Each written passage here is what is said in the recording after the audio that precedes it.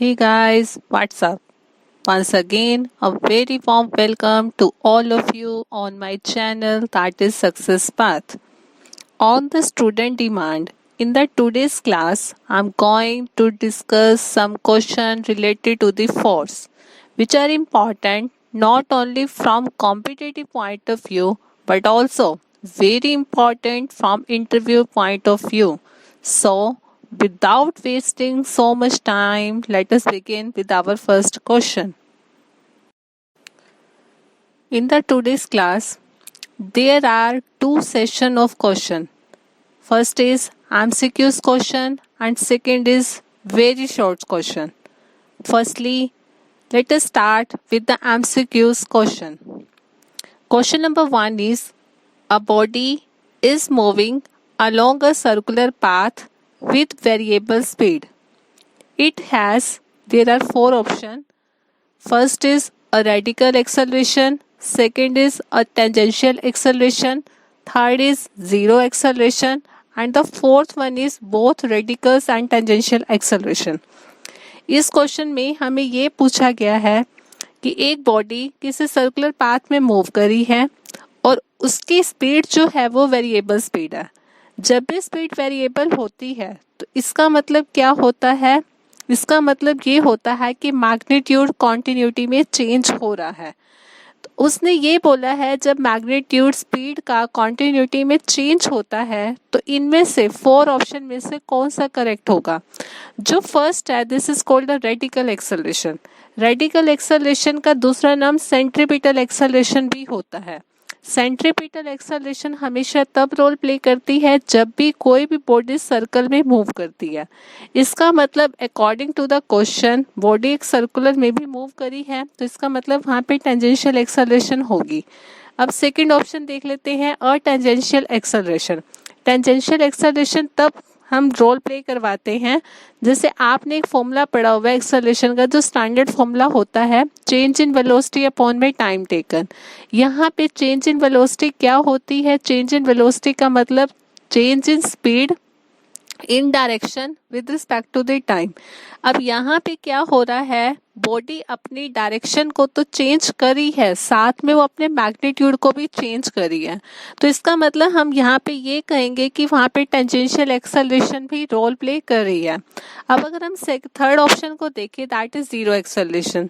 यहाँ पे zero acceleration possible नहीं है क्योंकि एक्सेलरेशन यहाँ पे फॉर्मूला जो है change in velocity upon time taken या फिर change in speed in any direction to the time taken वो हमारे पास दोनों ही क्वांटिटी एग्जिस्ट हो रही हैं. दैट मीन्स एक्सेलरेशन यहाँ पे जीरो पॉसिबल नहीं है. And the fourth one is both radical and tangential acceleration. अब देखो जैसे अभी बताया गया कि जो ऑप्शन ए है रेडिकल एक्सेलरेशन तो यहाँ पर बन रही है क्योंकि यहाँ पर बॉडी सर्कल में मूव करी है.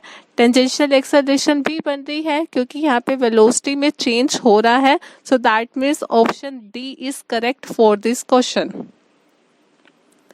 Now, second question, a body is traveling in a circle at a constant speed. It, option 1 is has a constant velocity, has no acceleration, third is has an inward acceleration and the fourth one has an outward radical acceleration. अब देखो यहाँ पे body एक circle में move करी है लेकिन यहाँ पे फर्क इतना है कि जो बॉडी की स्पीड है वो कांस्टेंट है. अब अगर बॉडी की स्पीड कांस्टेंट है तो इसका मतलब देखो अगर कोई बॉडी अगर कोई बॉडी सर्कल में मूव करी है तो अभी हमने पढ़ा कि वहाँ पर रेडिकल एक्सेलरेशन तो होती है. रेडिकल एक्सेलरेशन का मतलब क्या होता है? Centripetal acceleration. और सेंट्रीपिटल एक्सेलरेशन की जो डायरेक्शन होती है वो हमेशा टूवर्ड्स द सेंटर होती है. दैट मीन्स वो इनवर्ड होती है. अब देखो यहाँ पे स्पीड जो है वो बॉडी की क्या है? वो कांस्टेंट है. अगर यहाँ पे बॉडी की स्पीड कांस्टेंट है इसका मतलब बॉडी की जो हम एक्सेलरेशन का फॉर्मूला टेंजेंशियल वाला लेके चलेंगे, that is change in velocity upon time taken, या फिर change in speed in any direction to the time taken, वो यहाँ पर जीरो हो जाएगा, क्योंकि चेंज इन स्पीड, यहाँ पे स्पीड तो कांस्टेंट चल रही है, so that mean change in speed यहाँ पे जीरो हो जाएगी। तो इसका मतलब टेंजेंशियल एक्सेलरेशन तो यहाँ पर जीरो हो जाएगी। तो एक बात ये ध्यान रखना, जब भी कोई बॉडी सर्कल में मूव करती है तो वहाँ पर सिर्फ एक सिंगल एक्सेलरेशन होगी, वो क्या होगी, वो रेडिकल एक्सेलरेशन होगी। अब यहाँ पर हमें ये तो पता चल गया कि रेडिकल एक्सेलरेशन है, लेकिन ऑप्शन में रेडिकल एक्सेलरेशन तो वर्ड है ही नहीं। लेकिन अब हमें दूसरी बात ये पता है कि जो रेडिकल एक्सेलरेशन होती है, this is also called the centripetal acceleration and always it act inwards the direction. So that means option C is correct for this, that is has an inward acceleration. Now third question is, a particle is acted upon by a force of constant magnitude which is always perpendicular to the velocity of the particle. The motion takes place in a plane. It follows that there are again four options. Option A is its velocity is constant, second is its acceleration is constant, third is its motion is linear, and the fourth is its motion is circular. अब इस question में क्या कहा गया है, एक particle है, उस पार्टिकल के ऊपर एक फोर्स लग रहा है, वो फोर्स क्या है, उस फोर्स का मैग्नीट्यूड कांस्टेंट है, और जो यहाँ पे पार्टिकल के ऊपर फोर्स लग रहा है वो पार्टिकल की वेलोसिटी के परपेंडिकुलर है। अब यहाँ पे ये बताना है कि पार्टिकल किस टाइप से मूव कर रहा है। देखो अभी हम जो केस अभी जो पिछले दो केसेस में या पिछले दो क्वेश्चन में डिस्कस किए वो सर्कुलर मोशन के थे। सर्कुलर मोशन की कुछ और प्रॉपर्टी भी होती हैं, जैसे यहाँ पर एक प्रॉपर्टी ये होती है कि हमने जैसे पढ़ा कि एक्सेलरेशन क्या होती है, हमेशा इनवर्ड होती है। अब अगर एक्सेलरेशन की डायरेक्शन इनवर्ड है तो फोर्स की डायरेक्शन भी इनवर्ड होगी। कैसे? क्योंकि हमें एक फॉर्मूला पता है according to Newton second law, F is equal to ma। यहाँ पर जो मास होता है वो क्या होती है, वो एक कांस्टेंट क्वांटिटी होती है। तो इसका मतलब फोर्स की डायरेक्शन सिर्फ एक्सेलरेशन पे ही डिपेंड करी है। तो यहाँ पर इसका मतलब ये है कि जिस डायरेक्शन में एक्सेलरेशन होगी उसी डायरेक्शन में फोर्स होगा। अब अगर कोई बॉडी सर्कल में मूव करी है तो उसकी एक्सेलरेशन अगर इनवर्ड है तो डेफिनेटली फोर्स भी इनवर्ड होगा। सेकेंड थिंग, यहाँ पे जब भी कोई बॉडी सर्कुलर पाथ में मूव करती है तो वहां पे वेलोसिटी की डायरेक्शन और एक्सेलरेशन दोनों एक दूसरे के परपेंडिकुलर होती है। अगर वेलोसिटी की डायरेक्शन और एक्सेलरेशन कौन सी है, रेडिकल एक्सेलरेशन, वो एक दूसरे के परपेंडिकुलर है, सो डेफिनेटली वेलोसिटी की डायरेक्शन और फोर्स की डायरेक्शन भी एक दूसरे के परपेंडिकुलर होगी। अगर यहाँ पर जो क्वेश्चन को हम देखें तो क्वेश्चन के अकॉर्डिंग भी यही बन रहा है कि एक पार्टिकल है, उसके अंदर जो फोर्स है, मीन्स उस पार्टिकल पे जो फोर्स एक्ट कर रहा है वो वेलोसिटी की डायरेक्शन के परपेंडिकुलर है। इसका मतलब यहाँ पर सिर्फ एक ही पॉसिबिलिटी हो सकती है कि पार्टिकल क्या करेगा, वो पार्टिकल सर्कल में मूव करेगा। सो that means for this question option D is correct. Next question is, when a particle revolve with uniform speed on a circular path, then option A is no force act on it, B is no acceleration act on it, option C is no work is done by it, and option D is its velocity is constant. यहाँ पे क्या कहा गया है, एक particle revolve कर रहा है यूनिफॉर्म स्पीड के साथ सर्कुलर पाथ में। यूनिफॉर्म स्पीड का मतलब यहाँ पे जो स्पीड है वो कांस्टेंट है। अब उसने ये कहा है कि इस टाइमिंग पे वहाँ पे क्या चीज एक्ट करेगी, नो फोर्स, वहाँ पे कोई फोर्स नहीं होगा, नो एक्सेलरेशन, वहाँ पे कोई एक्सेलरेशन नहीं होगी, नो वर्क इज डन, वहाँ पे कोई वर्क नहीं होगा, इट्स वेलोसिटी इज कांस्टेंट। देखो अगर हम सिंपल अपने लॉजिक से देखें, सर्कुलर पाथ में अगर कोई पार्टिकल रिवॉल्व कर रहा है तो वहाँ पे क्या हो रहा है, वहाँ पर हमेशा एक एक्सेलरेशन एक्ट करती है, वो क्या होती है, वो इनवर्ड एक्सेलरेशन होती है। तो इसका मतलब वहाँ पे एक्सेलरेशन तो है। अब एक्सेलरेशन अगर इनवर्ड है, जिसको सेंट्रीपिटल एक्सेलरेशन कहते हैं, तो न्यूटन सेकेंड लॉ के अकॉर्डिंग वहां पर फोर्स भी एक्ट कर रहा है, वो भी सेम डायरेक्शन ही होगी जो एक्सेलरेशन की होगी। सो दैट मीन्स यहाँ पर फोर्स भी एक्ट कर रहा है। अब यहाँ पे क्या है, no work is done by it या its velocity is constant, means option A और बी तो हमारे यहाँ पे रॉन्ग हो चुके हैं। अब ऑप्शन सी और डी में से देखते हैं। अब देखो जो वर्क होता है, वर्क का स्टैंडर्ड फॉर्मूला क्या होता है, फोर्स इनटू डिस्प्लेसमेंट। यहाँ पर पार्टिकल रिवॉल्व कर रहा है और यहाँ पर इस रिवॉल्यूशन में वो कंप्लीट रोटेशन लेता है, तो इसका मतलब पार्टिकल अपनी ओरिजिनल पोजीशन पे ही वापस आ गया है। अगर पार्टिकल ओरिजिनल पोजीशन पे वापस आ गया है, दैट मीन्स इनिशियल पॉइंट भी पार्टिकल के लिए वही है, फाइनल पॉइंट भी यही है, so that means displacement will be 0।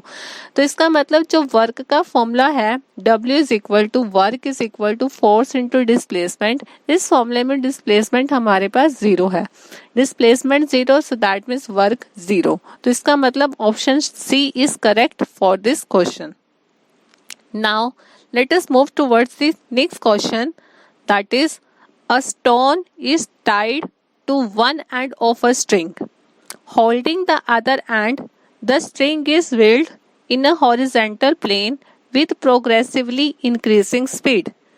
It breaks at some speed because option A is gravitational force of the earth are greater than the tension in the string.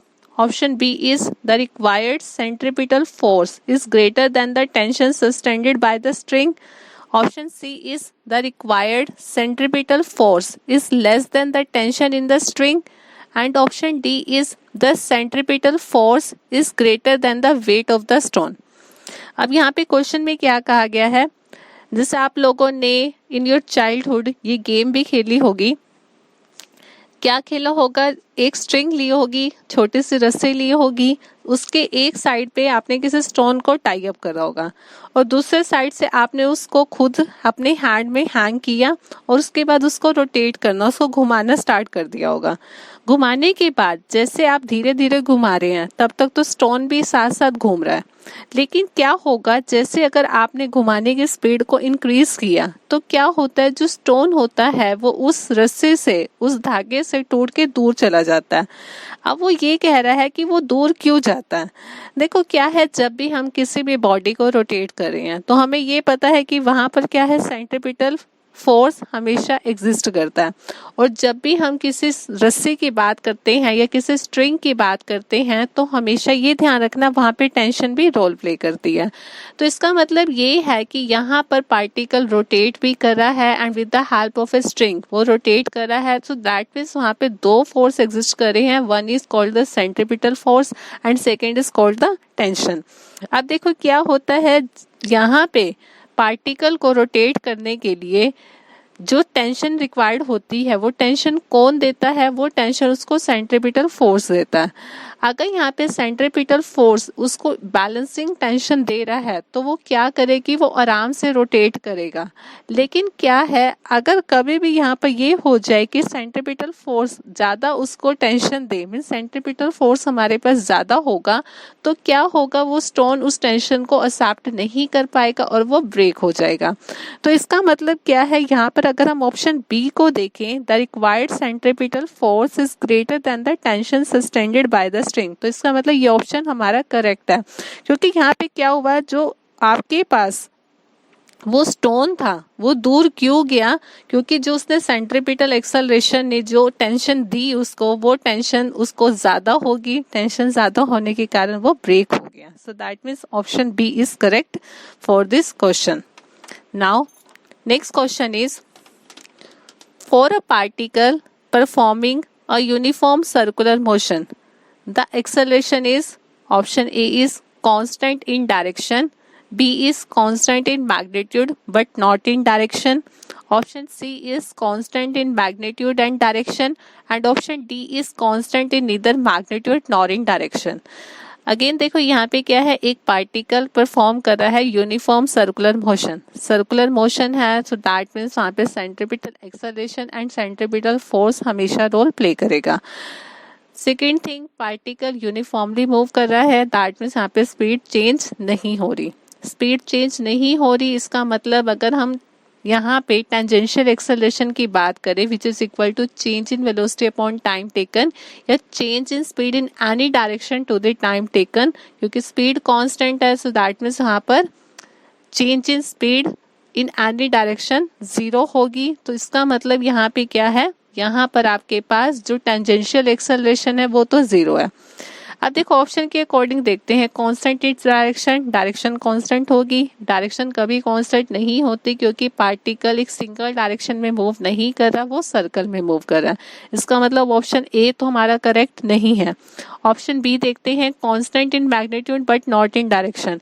देखो acceleration तो हमें पता है कि यहाँ पर रोल प्ले कर रही है। दूसरा क्या है, एक्सेलरेशन की जो डायरेक्शन होती है वो हमेशा क्या होती है, वो हमें एक पता है इनवर्ड होती है। और जो एक्सेलरेशन का मैग्नीट्यूड होता है इसका भी एक फॉर्मूला फिक्स होता है, A is equal to R omega square या फिर आपके पास होता है वी स्क्वायर आर। इसका मतलब देखो यहाँ पे स्पीड में भी कोई चेंज नहीं हो रहा, मीन्स वी में भी चेंज नहीं हो रहा, आर रेडियस में भी कोई चेंज नहीं हो रहा। इसका मतलब मैग्नीट्यूड तो हमारे पास यहाँ पर कांस्टेंट है। तो इसका मतलब जो क्वेश्चन में देखिए अगर ऑप्शन बी तो कांस्टेंट इन मैग्नीट्यूड तो है। अब डायरेक्शन का देख लेते हैं। देखो डायरेक्शन का हमें ये पता है इनवर्ड है, लेकिन अगर कोई पर्सन पार्टिकल को सरफेस के टॉप पॉइंट से देख रहा है तो उसके लिए डायरेक्शन क्या होगी, डाउनवर्ड होगी। लेकिन अगर कोई पर्सन उस पार्टिकल को उस सर्कल के लेफ्ट साइड से देख रहा है तो उसके लिए डायरेक्शन क्या होगी, इनवर्ड मीन्स राइट साइड पे होगी। ऐसे अगर कोई पार्टिकल को राइट साइड से देख रहे हैं तो उनके लिए डायरेक्शन क्या हो रही है, इनवर्ड तो है बट वो उनका इनवर्ड क्या बन रहा है, लेफ्ट साइड है। इसका मतलब डायरेक्शन यहाँ पर चेंज हो रही है। तो इसका मतलब यहाँ पे जो ऑप्शन बी है वो करेक्ट है कि यहाँ पे कांस्टेंट मैग्नीट्यूड तो कांस्टेंट है बट जो उसकी डायरेक्शन है वो कांस्टेंट नहीं है। वो इस बात पे डिपेंड करी है कि पर्सन उसको कहाँ से देख रहा है। So that means option B is correct. Now let us begin with the very short question. Question number 1, define circular motion. Circular motion क्या होता है? The answer is it is a movement of an object or a body along a circular path. देखो circular motion किसी भी body में, किसी भी particle में, किसी भी ऑब्जेक्ट में कब अकर होता है, अगर वो वाला पार्टिकल या वो वाली बॉडी या वो वाला ऑब्जेक्ट सर्कल में मूव करेगा। सो दैट मीन्स सर्कुलर मोशन क्या होता है, जब भी कोई ऑब्जेक्ट या कोई बॉडी सर्कुलर पाथ में मूव करती है। Second question is which of the following remains constant in a uniform circular motion, speed or velocity or both? And also second part is name of the force required for uniform circular motion and state its direction. यहाँ पे क्या है, इस question के अंदर ये पूछा गया है कि जब भी कोई पार्टिकल या कोई बॉडी यूनिफॉर्म सर्कुलर मोशन में मूव करती है तो वहाँ पे स्पीड और वेलोसिटी में से क्या कांस्टेंट होता है। देखो जब भी कोई पार्टिकल सर्कल में मूव करता है और यूनिफॉर्म स्पीड के साथ मूव करता है तो हमेशा वहाँ पे स्पीड जो है वो कांस्टेंट होती है। देखो अगर हम वेलोसिटी को देखें, वेलोसिटी दो बातों पे डिपेंड करती है, स्पीड पे भी और डायरेक्शन पे भी। यहाँ पे बॉडी जैसे जैसे सर्कल में मूव करी है तो उसकी डायरेक्शन चेंज हो रही है। डायरेक्शन चेंज होने का मतलब वेलोसिटी वहाँ पे चेंज हो रही है। तो इसका मतलब हम यहाँ पे ये कहेंगे कि वेलोसिटी यहाँ पर कांस्टेंट नहीं होती बट जो स्पीड होती है वो कांस्टेंट होती है। इसका जो सेकेंड पार्ट है, name of the force required for uniform circular motion and state its direction. यहाँ पर कौन सा फोर्स एग्जिस्ट कर रहा है उस बॉडी को सर्कुलर मोशन प्रोवाइड करने के लिए, और उसकी डायरेक्शन भी हमें बतानी है। इसके लिए क्या है, देखो हमने अभी जो आपके एमसीक्यूज क्वेश्चंस थे उनमें भी हमने ये पढ़ा, जब भी कोई पार्टिकल सर्कल में मूव करता है तो हमेशा वहाँ पर जो फोर्स एग्जिस्ट करता है वो क्या होता है, वो सेंट्रीपिटल फोर्स होता है। तो इसका मतलब यहाँ पे कौन सा फोर्स एग्जिस्ट कर रहा है, वो सेंट्रीपिटल फोर्स एग्जिस्ट करता है, और सेंट्रीपिटल फोर्स की डायरेक्शन हमेशा टुवर्ड्स दी सेंटर होती है।